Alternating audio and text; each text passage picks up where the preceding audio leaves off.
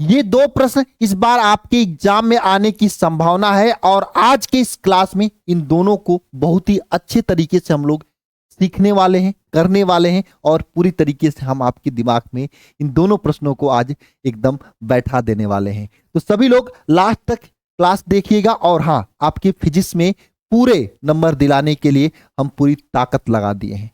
मैंने 28 दिन का चैलेंज लिया है, आप सभी लोग लिए हो कि नहीं मेरे साथ एक बार बताना। और आज है डे 3।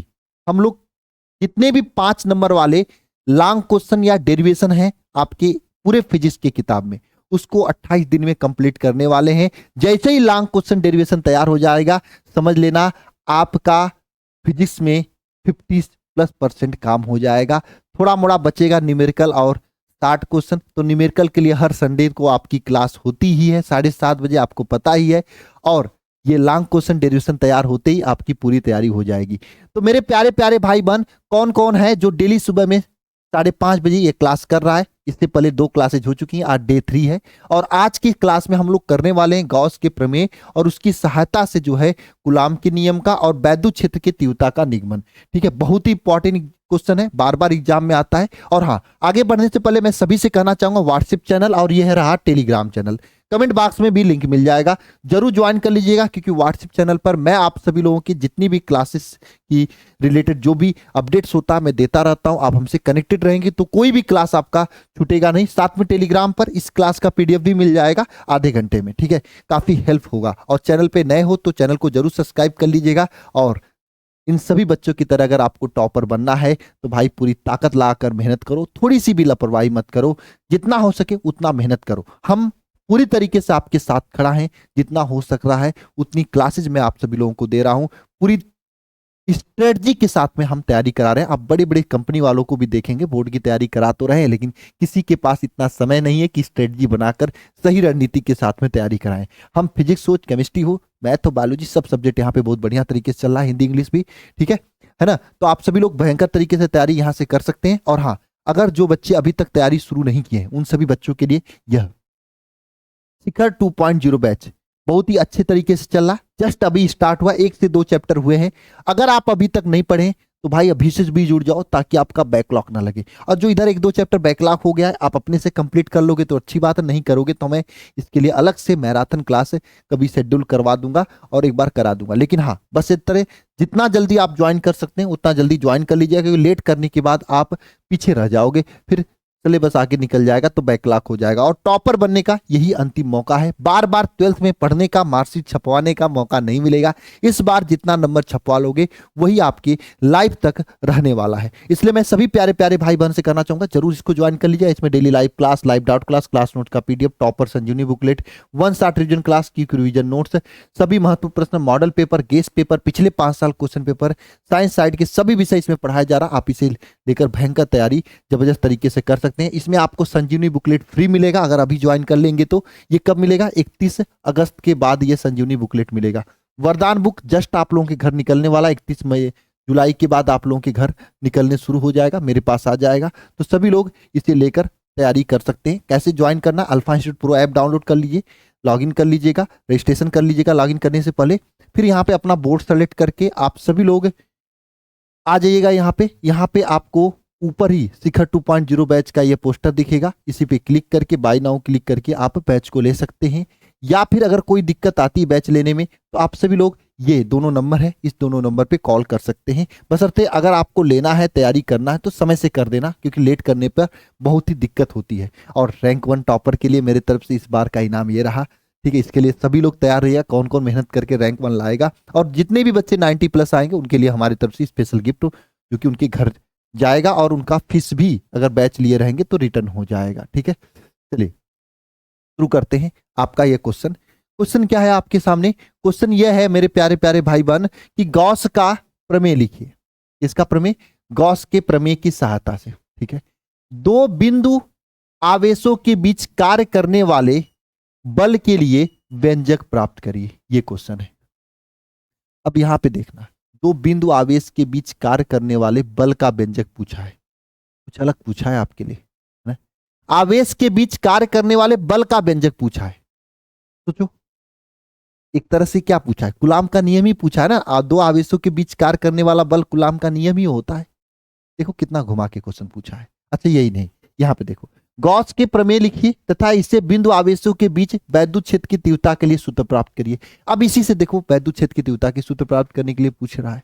यहाँ पे देखिए, गॉस की स्थिर वैद्युत संबंधित गॉस का प्रमेय क्या है, इसकी सहायता से एक बिंदु आवेश के कारण किसी बिंदु पर वैद्युत क्षेत्र की तीव्रता के लिए व्यंजक प्राप्त करिए। ऐसे क्वेश्चन पूछे हैं। और यही नहीं, और बहुत सारे लैंग्वेज में पूछा है। देखो यहाँ पे तो सीधे सीधे पूछ दिया है, कूलाम के नियम की सहायता से विद्युत गॉस के नियम की सहायता से कूलाम के नियम का निगमन करिए, 2023 में पूछा हुआ है। ठीक है ना। और 24 में देखो कैसा क्वेश्चन पूछा हुआ है, दोनों को ऐड कर दिया। होता है ना, हर साल पेपर को टफ बनाना है, भाषा को कठिन बनाना है। देखो क्वेश्चन देख लो आप लोग, आपके सामने एग्जाम्पल, यही वजह है कि मैं क्वेश्चन लेकर आता हूं कि देखो किस किस टाइप से क्वेश्चन पूछा है, पूरा पूरा प्रीवियस ईयर छान के आता हूं। देखो, स्थिर वैद्युतिकी में गॉस का नियम का उल्लेख कीजिए तथा इसका उपयोग करते हुए एक बिंदु स्रोत क्यू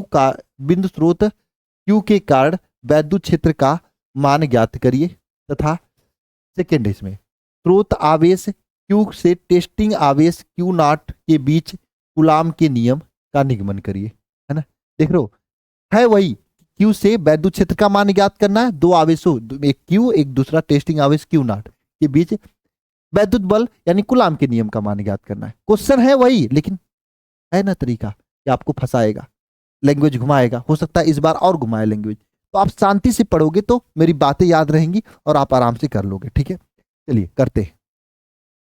सबसे पहले हम क्या करते हैं, यह एक है ना, एक जो है आवेश मानते हैं, एक आवेश क्यू है और इस आवेश क्यू के चारों तरफ क्या है, गॉसियन पृष्ठ है। इस आवेश क्यू के चारों तरफ क्या है, गोलाकार गॉसियन पृष्ठ मैंने खींचा है। ठीक है, अच्छा, ये जो गॉसियन पृष्ठ है इसकी त्रिज्या मान लो स्मॉल आर है, यहां से है, यहीं पर आपका एक है ना, क्या है, यहीं पर आपका एक निकालना है एरिया। ठीक है, यही इस एरिया पर मुझे वैद्युत क्षेत्र की तीव्रता निकालनी है। ठीक है, यहाँ पे क्या लिखोगे, यहाँ पे क्या लिखोगे मेरे प्यारे प्यारे भाई बहन, माना एक आवेश, ये लिखना जरूरी है। कुछ लोग कहेंगे 60 में कर दो भैया, कर तो देंगे लेकिन एग्जामिनर नंबर नहीं देगा। माना एक आवेश क्या है भैया, एक आवेश क्यू है, ए आर दूरी पर बिंदु पी स्थित है ना। क्या निकालना है, सबसे पहले वैद्युत क्षेत्र की तीव्रता निकाल लो, जिस पर हमें वैद्युत क्षेत्र की क्या निकालना है, की तीव्रता निकालनी है, तीव्रता ज्ञात करनी है। तीव्रता ज्ञात कर लो, फिर कूलाम का नियम उसी के आगे हो जाएगा, ज्ञात करना है क्योंकि तीव्रता ज्यादा पूछा भी है। ठीक है, तो सबसे पहले हम लोग यहाँ पे क्या लगाएंगे, गॉस का प्रमेय, है ना, गॉस का प्रमेय लगाएंगे। गॉस का प्रमेय क्या होता है मेरे प्यारे प्यारे भाई बहन, है ना, क्या होता है, वैद्युत flux phi is equal to क्या होता है, कुल आवेश क्यू है बटे अपसालन नॉट। यहाँ पे कुल आवेश क्यू है बटे अपसालन नॉट, है ना। अच्छा, अब देखो यहाँ पर ये छोटा सा जो एरिया मैंने माना है, इसका क्षेत्रफल डीए मान लो, क्योंकि हम पूरा क्षेत्रफल तो ले नहीं रहे हैं, छोटा सा एरिया ले रहे हैं। और यहाँ पे इसका क्षेत्रफल सदिश ऊपर की ओर हो जाएगा, एरिया है, मैंने कहा था जहां पे भी आपको क्षेत्रफल सदिश निकालना उसके जस्ट ऊपर की ओर निकाल लो, और वैद्युत क्षेत्र की दिशा भी ऊपर की ओर हो जाएगी, है ना। ये डीए एरिया भी हो गया और वैद्युत क्षेत्र की दिशा भी आपकी क्या ऊपर की ओर हो जाएगी। अब मेरी बात को ध्यान समझना, फाई का वैल्यू क्या होता है बताओ, फाई इज इक्वल टू क्या होता है, E dot D A cos theta होता है, फाई इज इक्वल टू यही होता है, E dot D A cos theta.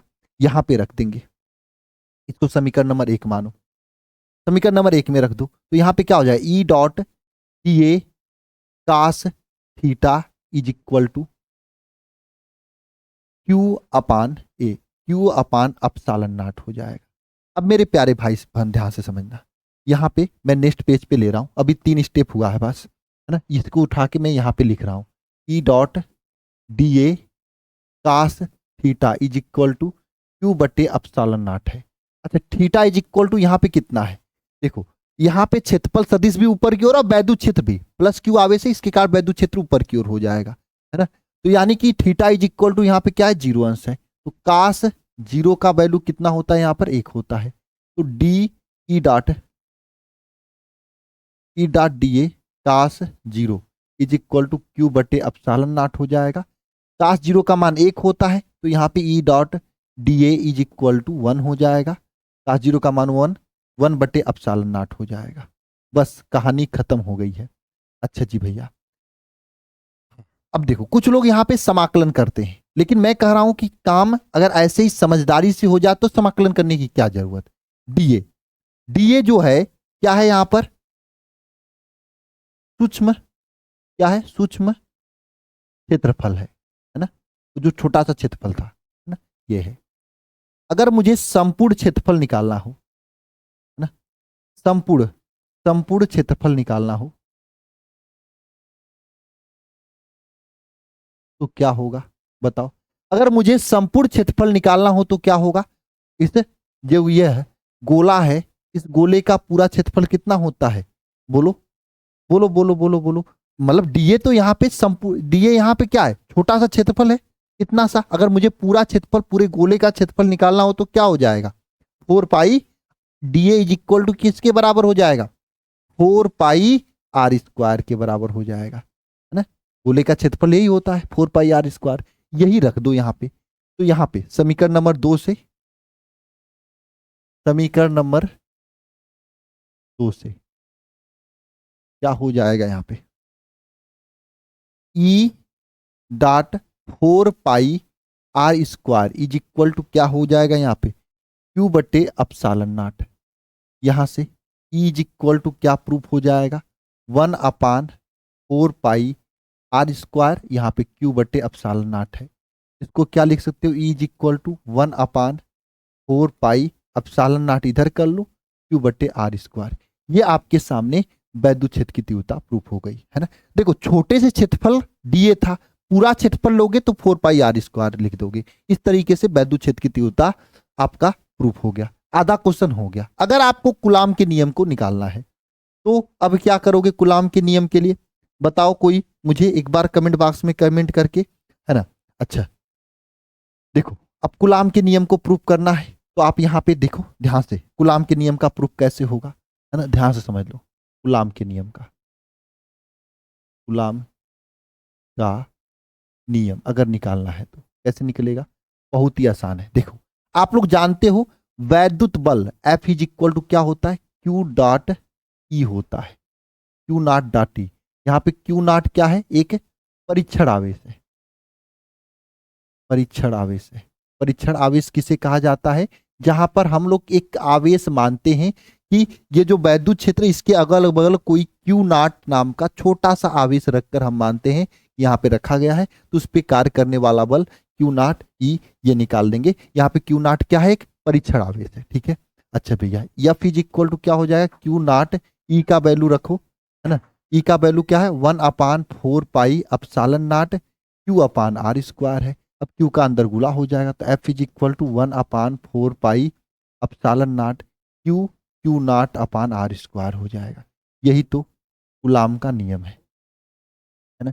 F is equal to Q naught E होता है। क्यू नॉट हमने परीक्षण आवेश मान लिया था कि कोई आवेश बगल में रखा गया था। हालांकि ये मानने की क्या जरूरत, ऑलरेडी क्वेश्चन में दिया भी है कि टेस्ट मतलब टेस्ट कर रहे थे आवेश को कि हाँ ये वैद्युत क्षेत्र यहाँ है कि नहीं। जैसे आप लोग लाइट होती है तो उसको चेक करते हो टेस्टर ले जाके, उसी तरीके से वैद्युत क्षेत्र है कि नहीं इसको टेस्ट कैसे करोगे, यहाँ पर क्यू नॉट टेस्टिंग चार्ज ले जाके, तो उस पर कार्य करने वाला बल क्या हो जाएगा, क्यू नॉट इंटू ई हो जाएगा। तो ये कूलाम का नियम हो जाएगा। ये तो है कूलाम का नियम। बस इतना सा छोटू सा आपका आज का डेरिवेशन था, है ना। नाम बड़ा बड़ा, काम छोटा छोटा, है ना। हमने क्या किया, अगर भैया जी कंसेप्ट की जरूरत भी नहीं आज है, हमने आपको बस phi is equal to E dot Q upon epsilon naught, phi is equal to E dot D A cos theta होता, दोनों बराबर कर दिया और थीटा का वैल्यू यहाँ पे 0 रख दिया और कास 0 का मान 1 होता है, ई डॉट डी ए हो गया। डी ए का संपूर्ण क्षेत्रफल निकाला तो 4 पाई आर स्क्वायर हो गया, 4 पाई आर स्क्वायर रखा तो यहाँ पर ई का मान आ गया। इसमें कोई दिक्कत हो मेरे गुड्डा गुड़िया को तो बता देना एक बार। और एक बार मैं सभी से कहना चाहूंगा, ये इतनी अच्छी इतनी महत्वपूर्ण सीरीज चल रही है, तो मेरे सभी प्यारे प्यारे भाई बहन एक बार स्टेटस जरूर लगा देना, क्योंकि हम ईमानदारी से मेहनत कर रहे हैं। अगर आप लोगों की संख्या मेरे साथ जुड़ी रहेगी तो मुझे और अच्छा लगेगा कि हाँ, और कोई नया सीरीज स्टार्ट करने में अच्छा लगेगा कि हाँ चलिए इसका सीरीज स्टार्ट कर लें। कुछ लोग केमिस्ट्री को लेके बोल रहे हैं, केमिस्ट्री का स्टार्ट करें। कुछ लोग कहेंगे बायोलॉजी मैथ का चला दो, तो बायोलॉजी मैथ का भी स्टार्ट करेंगे, लेकिन आपकी संख्या तो दिखनी चाहिए। डेली हम आपके लिए काम मेहनत कर रहे हैं, ठीक है प्यारे प्यारे भाई बहन। चलिए अब आ गया समय फार्मूले का। तो फार्मूला अब आगे, वैद्युत द्विध्रुव पर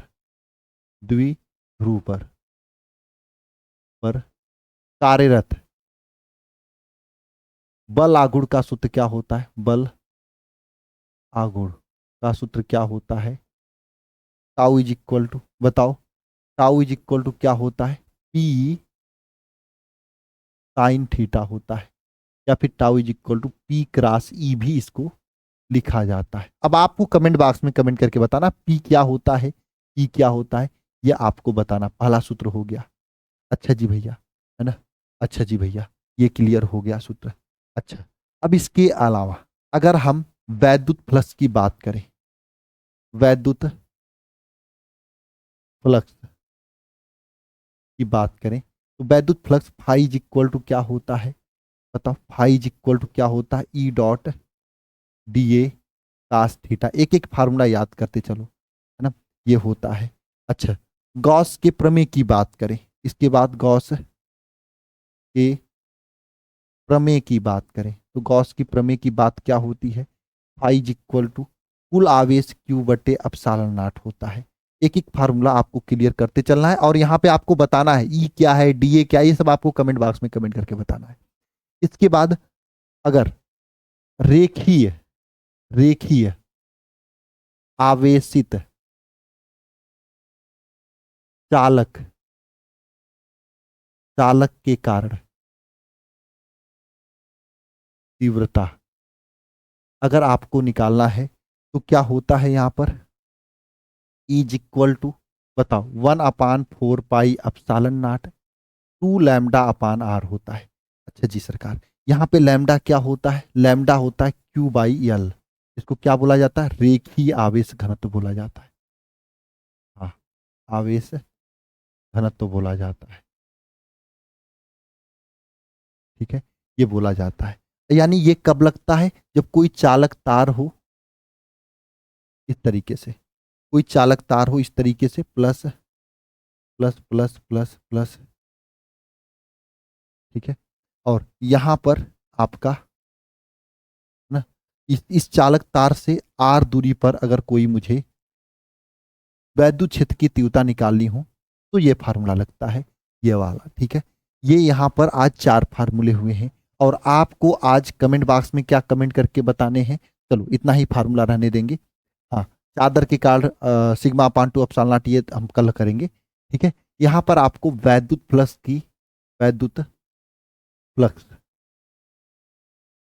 की परिभाषा बतानी है, गॉस का प्रमेय बताना है, एकदम बढ़िया से। आप में से देखूंगा कि कितने लोग अच्छा से कमेंट बॉक्स में जवाब देते हैं। गॉस का प्रमेय बताना है ये, और वैद्युत फ्लक्स की आपको मात्रक भी बताना है, और साथ साथ में बीमा भी बताना। एक एक चीज हम आपको याद करा देंगे यार इस क्लास में, टेंशन काहे लिए हो, ठीक है। धीरे धीरे देखो ना, ये 2 चीज आपको कमेंट में बताना है, और नेम भी बताना है, सभी को अपना अपना नेम भी बताना है। और नेम के साथ में एक चीज तो है, आपको लिखना है ना, hashtag alpha institute, ALPHA alpha INSTITUT। जितने भी प्यारे प्यारे भाई बहन इस क्लास को देख रहे हैं, अगर मेरी मेहनत आपको थोड़ी सी भी अच्छी लगती है तो गुरु दक्षिणा के रूप में आप जरूर इस वीडियो को अपने व्हाट्सएप, फेसबुक, इंस्टा जो भी चलाते हो, हालांकि चलाना नहीं चाहिए, अगर आप चलाते हो तो वहाँ पे स्टेटस लगा दीजिएगा, और साथ में शेयर वगैरह कर दीजिएगा। अपने सभी दोस्तों को कॉलेज वॉलेज में बता दीजिएगा यहाँ पर इतने मेहनत से पंकज भैया आप लोगों का मेहनत कर रहे हैं। आपका सहयोग मिलेगा तो आगे और मेहनत करने में मुझे उत्साह मिलेगी। अगर सेशन को लाइक नहीं किए तो सभी लोग लाइक करके जाइएगा, और साथ में कमेंट में 2 लाइन अच्छे से जरूर लिखिएगा, ताकि मेरा मनोबल बना रहे और ये दोनों परिभाषा जो बढ़िया तरीके से करेगा उसका कमेंट मैं कल जरूर फ्लैश पे रखूंगा। बाकी मिलते हैं नेक्स्ट सेशन में। सभी को जय माता सरस्वती। Thank you.